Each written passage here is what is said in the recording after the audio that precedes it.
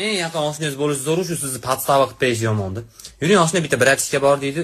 Shunday bir shapaloq urib kelaylik dedi. Siz menda yerda turib turasiz, men o'zim hal qilaman, bitta o'zi keladi. Bo'pti deb o'tasiz.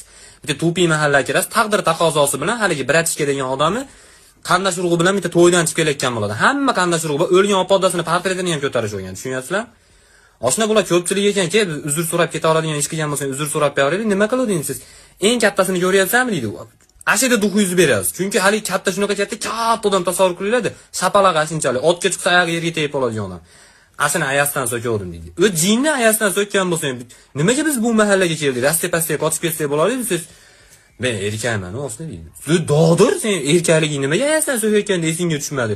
Sen birinchi qanaqa dinozavrman deb o'ylayapsan? Shansimiz bordir o'sni. To'g'ri shansing, shashka o'ynasang shansing bo'ladi. O'zbekistondasan, Banisaga borsang dokument qilishing shart emas. Yo bo'lmasa o'lib ketsang, jo'rka oldi o'zing istamaysan. Shu sening shansing. Nima uzoqqa tupirish o'ynaysanmi hozir deyman.